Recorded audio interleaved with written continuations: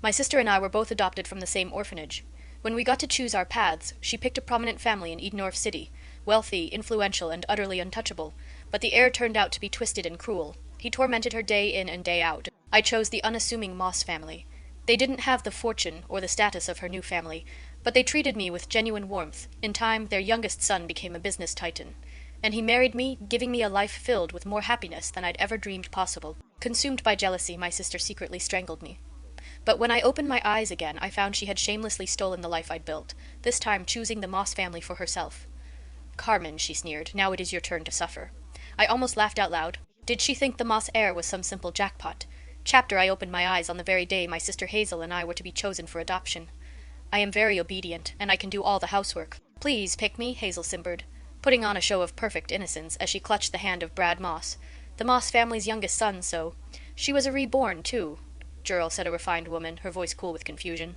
"I thought you said you liked our family." "She was Alexander Moreland's mother. The Morelands were the first family of Edenorf's elite, though the heir himself, Alexander, was nowhere to be seen." "I changed my mind," Hazel retorted, shrinking behind Brad as if he were a human shield. "Is that a crime?" Mrs. Moreland's face tightened. "Such a fickle child is unworthy of the Moreland name."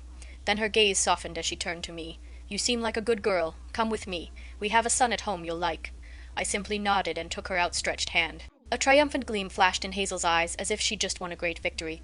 But she had no idea. While everyone feared Alexander's eccentricities, I was far more terrified of Brad, a guy as cold and venomous as a snake. In my last life I had spent years desperately trying to escape his grasp. This time she had unknowingly done me the biggest favor imaginable.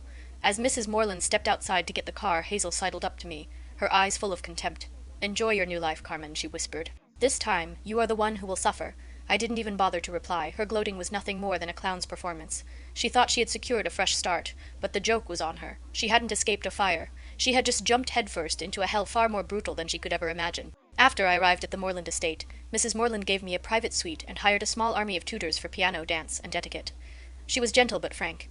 "Sweetheart, I'll be honest. I adopted a daughter to find a suitable match for my son. You must apply yourself.